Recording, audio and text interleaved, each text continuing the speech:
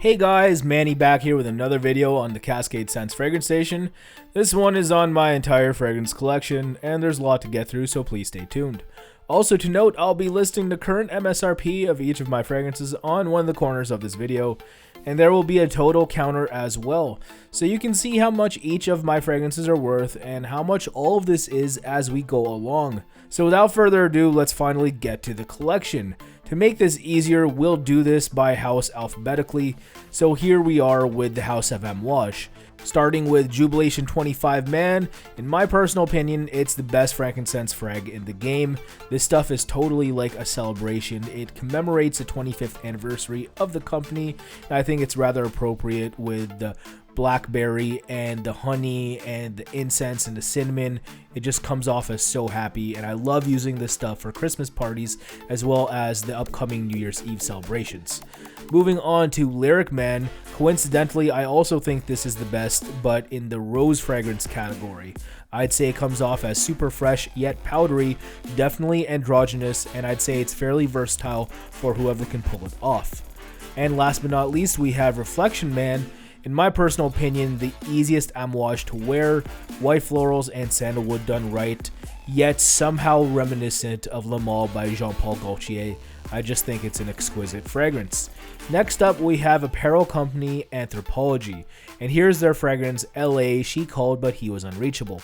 Comes off as a somewhat feminine nautical creed, a lot of sweet citruses and sweet citrus florals, very good quality blend for the price point. I think it's something I'm definitely going to reach for come next summer. Moving on, we have the house Bond number 9 out of New York City. First one is Bleecker Street, definitely a more powerful version of Purple Label by Ralph Lauren. Love berry, love grassiness from the violet. I think it's a wonderful take on that fragrance. Moving on to New Haarlem. This one is also a clone, but this is Legend by Michael Jordan pretty much. Definitely a more syrupy version though. If you have heard of this fragrance before, some people have described it as breakfast in a bottle, and I too describe it like that because it definitely smells that way. Also to note though, when it comes to both of these Bond number 9 fragrances and other ones I've tried in the past, I personally don't think that the ingredients and the quality of the blend and the creativity of the blends warrant the asking price that they are listing. Not trying to hate or anything, that's just honestly how I feel. Next up, we have the really creative Swedish house Byredo, starting off with Oud Immortel. This one's a long-lasting oud scent, like most oud scents, but I wish that the opening note in the limoncello lasted longer here. It's that delicious.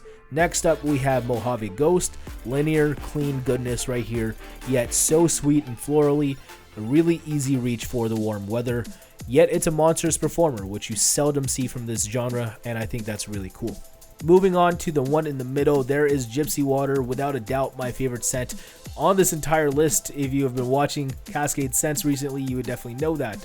Very adventurous yet safe, citrusy, foresty, sandalwood, vanilla. Trust me, it does not properly develop off of card like most fragrances, but there's a lot of things to this fragrance that you might not initially get because off of card it smells super simple, but there's a lot of stages to this one. It's really subtle, but it will take you on an adventure, or at least it takes me on an adventure. Moving on to Baudelaire, that's a really cool incense frag right here with some leather, of course. If you're into alternative incense or leather takes, I would definitely try this in real life too. And lastly, we have Bal D'Afrique, kind of reminiscent of Vetiver Tonka by Hermes, but more emphasis on African florals here, hence the name. Very pleasant vetiver summer scent overall. Next up, we have the jewelry house Cartier, and here we have Déclaration Low. Very fresh, safe flanker of the original Déclaration, kind of like a grapefruit version of Terre d'Hermes Eau Très Fresh. Just a really cool, easy reach right here. Next up, we have the notorious house Chanel, starting off with their mainline stuff. Here is Allure Homme Édition Blanche. Lemon pie vibe to a T right here, very versatile, very flattering, but for a flattering scent, I wish it projected a little better. Next up, we have Bleu de Chanel, juicy grapefruit freshie right here with a slightly incensey, woody backbone.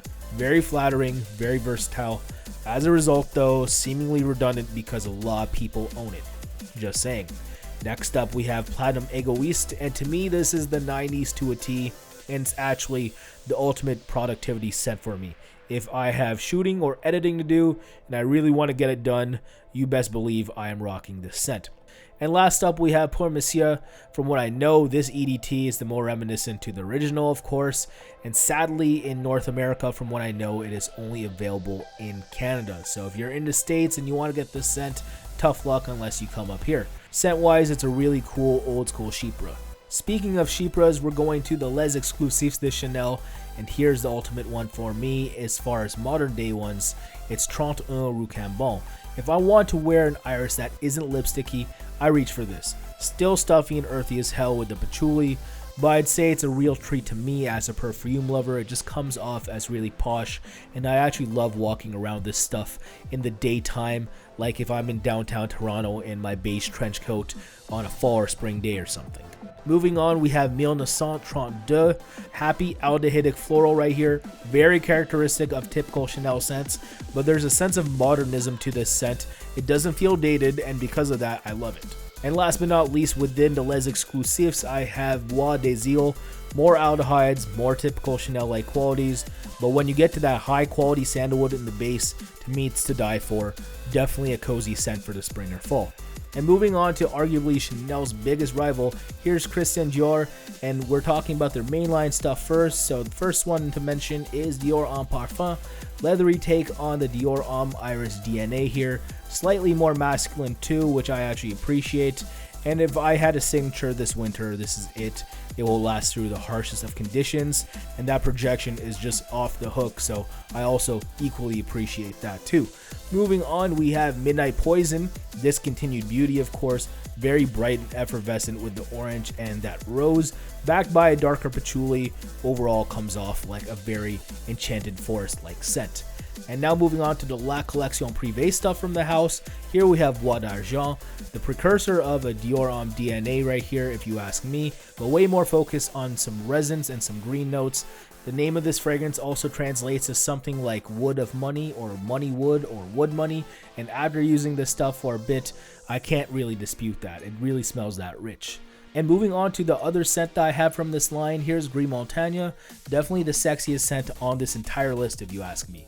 I think it really has a cool, sexy edge. Starts off with that very effervescent rose and that fresh patchouli that over the course of hours goes from really fresh to really earthy and woody. I think it's a really cool scent overall.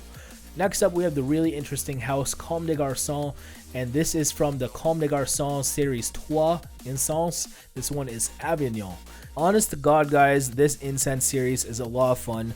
They have an incense series for various religions within the world, and this one of course refers to Catholicism, and it smells like an old Gothic basilica, which I think is really cool. Now switching gears to something that's way more conventional, more flattering and safe, here we have Creed. And we'll start off with Big A. We're talking about Aventus, of course. I own this for obvious reasons. You know this if you've smelled this fragrance or if you've been in the game for a while. Jack of all trades fragrance right here. Smoky pineapple done right, and I think it's worth the hype overall. Now moving on to Green Irish Tweed, definitely a classic as far as green scents are concerned. Has spawned various clones, but I'd say besides the value considered, the OG here is still the best. Next up, we have Arolfa in the middle. Arolfa is sharp citruses with a sea vibe, great aquatic, makes me want to be on a yacht in the Adriatic or something. Definitely a really cool vacation-like scent. And I'd say this is too in Millésime Impériale, just the most joyous scent on this list, without a doubt.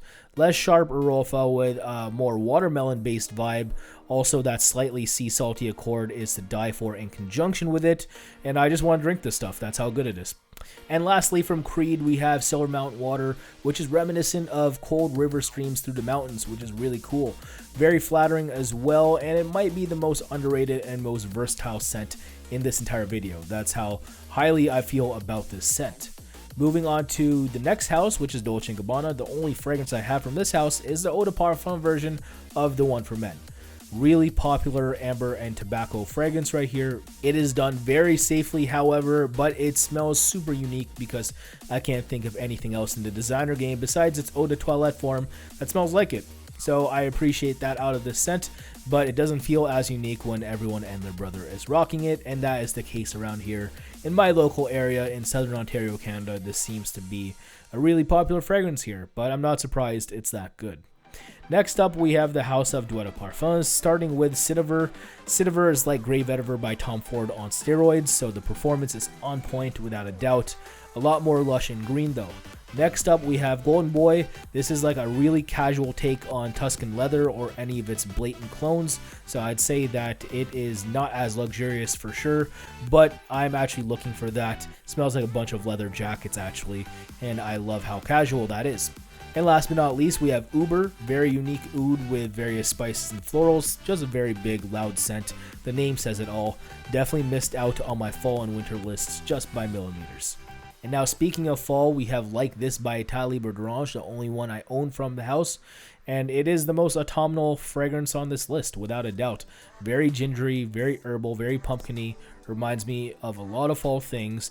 It's definitely warm, and I'd say it is actually fit for who it was made for. And that is the actress Tilda Swinton. I think that's really cool. Now moving on to the next house, we have Givenchy here. Starting with pie, you have benzoin, vanilla, lots of sweets with some herbs. Definitely a unique gourmand for its time, but I'd say it has also stood the test of time too.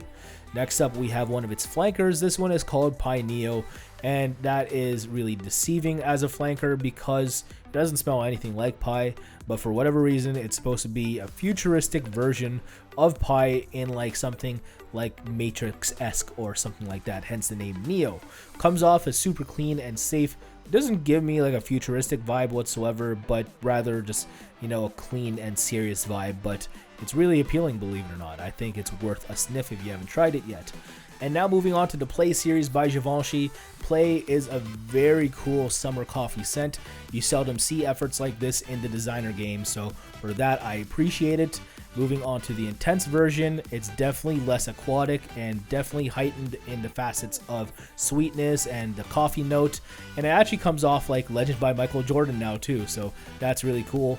Overall, a really flattering scent. Moving on to the next house, and if you've been watching this channel for a while, you'll know that this is one of my favorite scents ever. It's Gucci Pour Homme 2. Primarily a designer tea and grassy freshie with warmer elements too, like various spices and tobacco. I just really love how safe yet unique this stuff is, and I've had a lot of positive scent memories stemming from this scent, and because of that, I love it. Next up, we have the storied House of Guerlain. Here is Guerlain Homme Intense, an even boozier version of the Guerlain Homme Mojito DNA. It's like a night out version of the original, if I could call it anything. And now we have Le Boisé. This is the not as fun version, but this is like a work version of that. It actually translates into woody water, and I think it's a really cool office safe scent, if I could call it anything. And speaking of woody smells, we have an OG of a scent in Vetiver. Stuffy as hell when I used to smell this kind of scent when I was a child, but I own it now because it's hard to ignore its classic take on the vetiver note. I also love using this stuff too as a reference scent, believe it or not, for when I review fragrances. And now moving on to my favorites from Guerlain, here is some of the stuff from the L'Art et la Matière collection, and this one right here is Angélique Noir, or as I like to call it, Angie Black. Herbal yet powerful take on a dry, high quality vanilla. It's one for me that is hard not to be taken aback by any time I smell it. I think it's that good.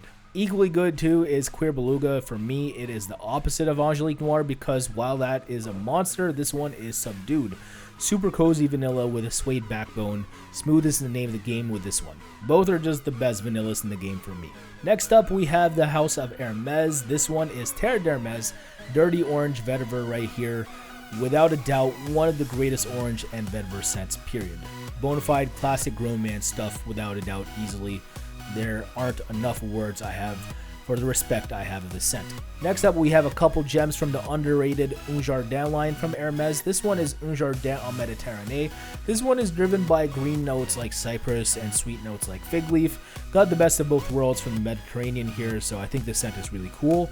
Moving on to Un Jardin sur le Nil. Swampy fruit party right here. Definitely a garden by the Nile. Perhaps the most pleasant scent from the line, and because of that, I appreciate it. Making our way down to House of Matriarch now. This one is Black No. 1, the only scent I own from the line. One of the most unique fragrances on this list, without a doubt. A rock star in its own right with its blend of leather and oud, as well as various green notes. This is what indie niche perfumery is all about. And now moving on to the house of Paco Rabanne, and sadly this is the only fragrance I own from this house, and I say sadly because believe it or not, I actually love 1 Million, but we're talking about a flanker to Invictus. This one is called Invictus Aqua. Very fresh take on Invictus with more watery notes as well as that juicy yuzu. I definitely can't wait for some summer days to rock this delicious scent because I actually think it's really good.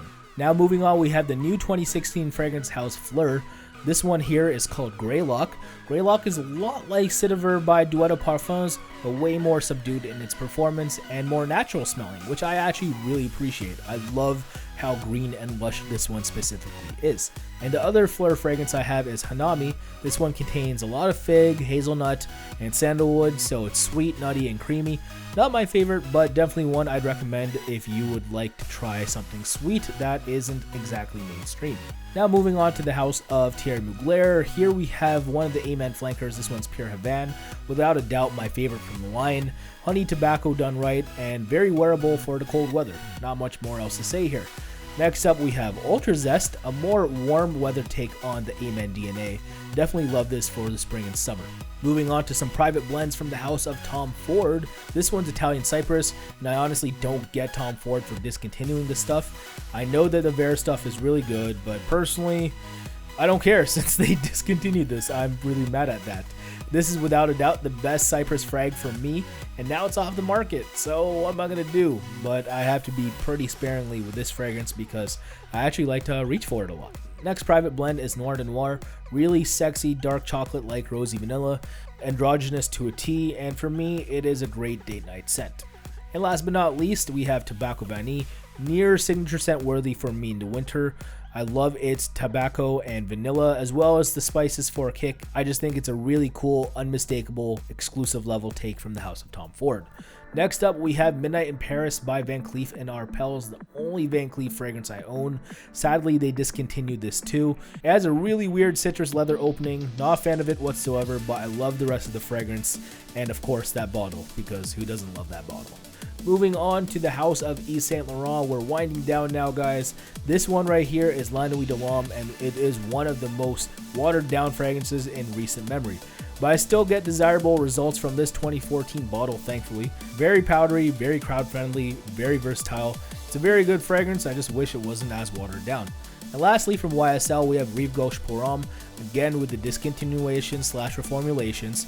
The reform of this barbershop classic is still nice, but this OG right here is the real deal. One of the biggest tragedies for me in the fragrance industry is the absence of barbershop scents on the designer level, but I guess that's how trends work. And last but not least, from A to Z, here is Zoologist Perfumes. Very floral with that unique plum blossom, also has some oud and sandalwood in the base. Easily reminiscent of a Japanese spring, so I think the storytelling is on point here. There's a very pretty fragrance that I can't wait to bust out during our own spring. So yeah, there it is. That's about it, guys. We actually got through it.